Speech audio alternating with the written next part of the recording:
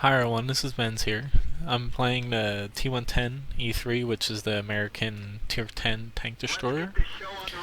Now, for this map, usually with this tank I go over to the town only because there is a SPG that can really do some hurting on me since its shell, the Conqueror gun carrier I'm talking about, comes in a really vertical angle, which means it'll hit the roof armor a little bit more than other SPGs if it actually hits me, but it'll do a lot more damage than other SPGs that come in at a shallower angle and hit my very thick frontal armor.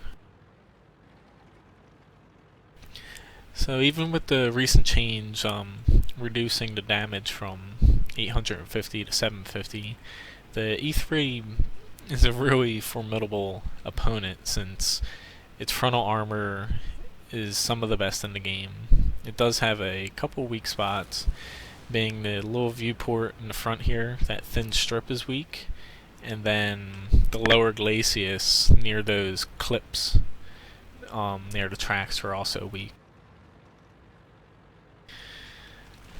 But I'm gonna set up close to the A line.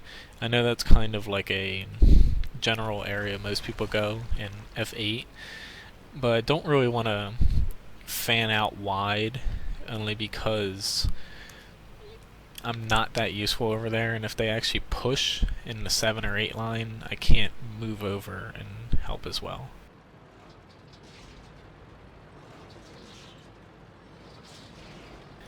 Okay, it looks like, yeah, he said the Conqueror is over in A2, which is good. This low is pretty much right where I want it to be. I just want to sit here for a second to see if anything pops up before I commit.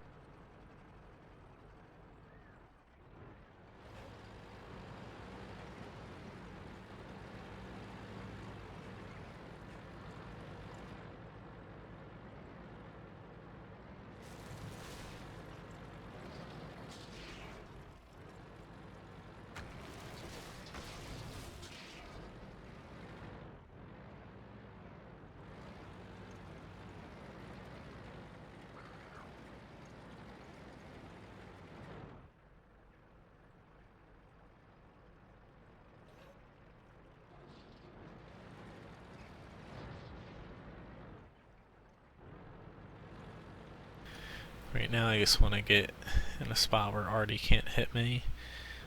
I'm just going to wait a little bit, see what that IS-8 does.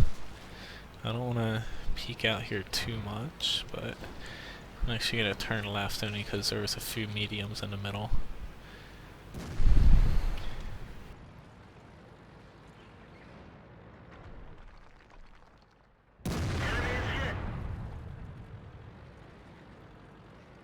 I don't want him to get behind me. I'm just gonna sit here.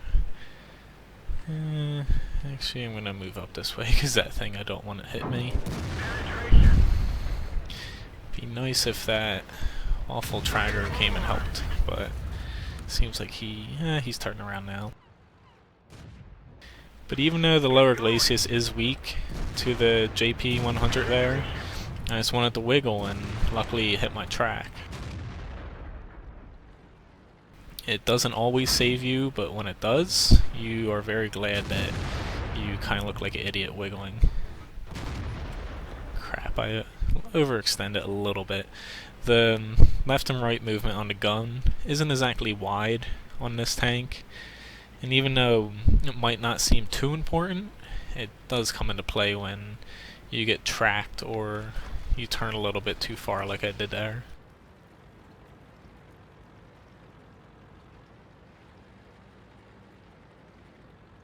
I'm just gonna wait 1 second to see where this tank is over there. There he is. Oop. Okay, can't hit him. There's E75. I think there was actually one more tank on my left here, but I'm gonna take a little risk and push. E75 is paying attention.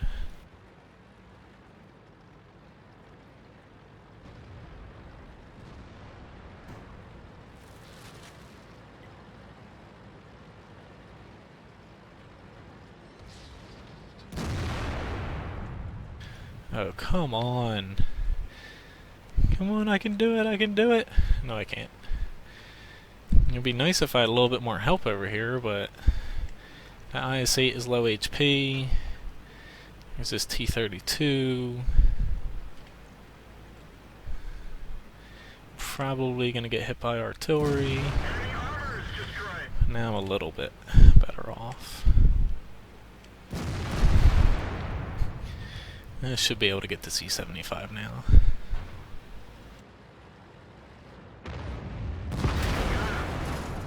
I actually forgot that I had APCR loaded until I shot that T-32.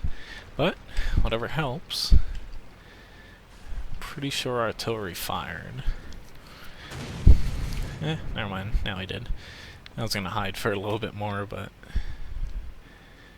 I don't want to move across the flag, only because if I get spotted, I'm a pretty slow and easy to hit target. So I'm actually gonna move a little bit towards the center, only because I can help them if they need it, even though it doesn't really look like it. But as you see here, there's a bit of trees right here. So instead of moving through the flag, which has a little bit less cover, I like to come right in this area if I can. If there's a lot of people sitting in B2, I don't like moving through here.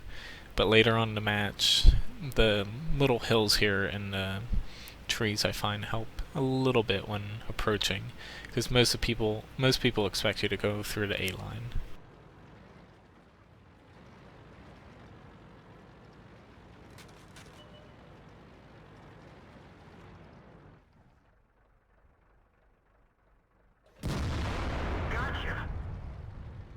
Now, in a way, the alpha reduction, it might seem as a nerf, but it kind of helps the T110E3 a little bit, only because you can fire quicker.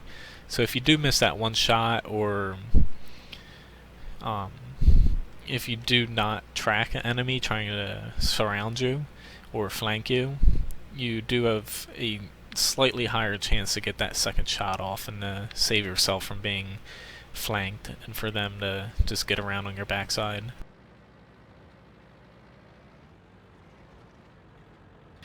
Either way, this was a pretty decent game. Our team did pretty well with the TDs hunkering down to one line and basically stopping their main push. The enemy, for whatever reason, didn't set up an E8, which allowed us just to push right through.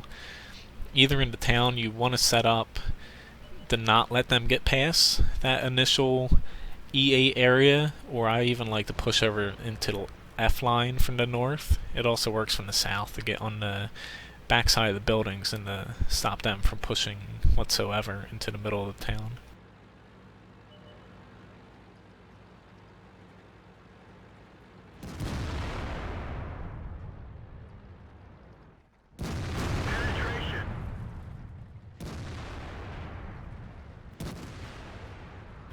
I almost thought the Conqueror would have came for me, but he decided to go hide in the corner, which I don't know how much it's going to help him here.